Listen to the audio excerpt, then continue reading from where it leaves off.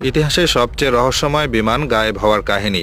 MH370 আজও বিশ্বের সবচেয়ে ভয়ঙ্কর আর অমীমাংসিত রহস্য। পৃথিবীর ইতিহাসে যত বড় বড় দুর্ঘটনা বা অমীমাংসিত ঘটনা ঘটেছে তার মধ্যে সবচেয়ে ভয়ঙ্কর আর রহস্যজনক ঘটনা হলো মালয়েশিয়া এয়ারলাইন্সের MH370 নামের যাত্রীবাহী বিমান গায়েব হয়ে যাওয়া। এই ঘটনাটা শুধু একটা প্লেন হারিয়ে যাওয়ার কাহিনী না, এটা এমন একটা ঘটনা যা আজও বিশ্বের সবচেয়ে বড় বড় বিজ্ঞানী, সরকার, গোয়েন্দা সংস্থা কেউ ব্যাখ্যা দিতে পারেনি। 2014 সালের 8 মার্চ মালয়েশিয়ার রাজধানী কুয়ালালামপুর থেকে বেইজিং এর উদ্দেশ্যে উড়াল দেয় MH370 ফ্লাইট। বিমানে 239 জন যাত্রী আর ক্রু ছিল। এদের মধ্যে বিভিন্ন দেশের মানুষ ছিল। অনেকেই ছিলেন কাজের জন্য, কেউ ছিলেন ছুটি কাটাতে, কেউ ছিলেন ব্যবসায়িক কাজে। সবকিছু একদম স্বাভাবিকভাবেই চলছিল। প্লেন উড়লো, আকাশে উঠলো, ঠিক রুট ধরে চলছিল, কিন্তু কিছুক্ষণ পর হঠাৎ করে রাডার থেকে সম্পূর্ণভাবে উধাও হয়ে যায়। এই প্লেনের যাওয়ার কথা ছিল দক্ষিণ চীন সাগরের উপর দিয়ে, কিন্তু মাঝ আকাশে এর সাথে সব যোগাযোগ বিচ্ছিন্ন হয়ে যায়। সবাই প্রথমে ভেবেছিল এটা কোনো সাধারণ প্রযুক্তিগত সমস্যা হতে পারে, হয়তো কিছুক্ষণ পরে আবার যোগাযোগ হবে, হয়তো কিছু সিগন্যাল আসবে। কিন্তু একের পর এক সময় গড়িয়ে গেলে কোনো খবর নেই, কোনো সিগন্যাল নেই, কোথাও কোনো ধ্বংসাবশেষ বা ধোঁয়ার চিহ্ন নেই। এরপর শুরু হলো ইতিহাসের সবচেয়ে বড় সার্চ অপারেশন। মালয়েশিয়া, চীন, অস্ট্রেলিয়া, আমেরিকা, এমনকি ভারত পর্যন্ত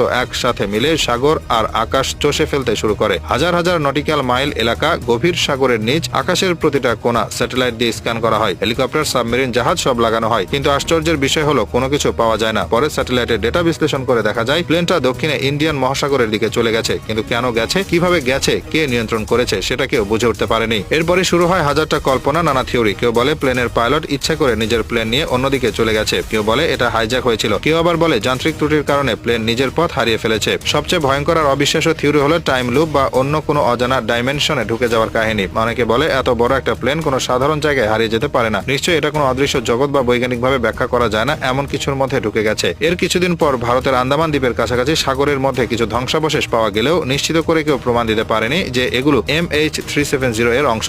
অথচ এত উন্নত প্রযুক্তি থাকা সত্ত্বেও একটা পূর্ণ আকারের যাত্রীবাহী বিমান এভাবে কোনো ধ্বংসাবশেষ, কোনো সিগন্যাল, কোনো ক্লু না রেখে পুরোপুরি গায়েব হয়ে যাওয়া শুনতে অবিশ্বাস্য মনে হলেও এটাই বাস্তব। এই ঘটনার পর পুরো পৃথিবীতে আতঙ্ক ছড়িয়ে পড়ে। সবাই প্রশ্ন তোলে এত উন্নত প্রযুক্তি, এত স্যাটেলাইট, এত রাডার থাকা সত্ত্বেও মানুষের জীবন আসলে কতটা নিরাপদ। এরপর থেকেই বিশ্বের বড় বড় দেশগুলো বিমান ট্র্যাকিং সিস্টেম আরো কঠিন করে, প্রযুক্তি আরো বাড়ায়। কিন্তু বাস্তব হলো এত বছর পরেও MH370 কোথায় আছে, কিভাবে এমন হলো, কারা দায়ী বা এর আসল কারণ কি, তার কোনো পরিষ্কার উত্তর কেউ দিতে পারেনি। অনেক পরিবার আজও অপেক্ষা করছে, হয়তো কোনোদিন প্রিয়জনের খবর পাওয়া যাবে, হয়তো কোনোদিন দেহাবশেষ পাওয়া যাবে। এই ঘটনা শুধু একটা প্লেন নিখোঁজ হওয়া না, বরং এটা প্রমাণ করে পৃথিবীতে এখনো এমন অনেক ঘটনা ঘটে যা যুক্তি, বিজ্ঞান, প্রযুক্তি সবকিছুকে হার মানায়। আর MH370 এর হারিয়ে যাওয়ার রহস্য এখনো পৃথিবীর সবচেয়ে বড় অমীমাংসিত রহস্যের তালিকায় 1 নম্বরে জায়গা করে নিয়ে আছে।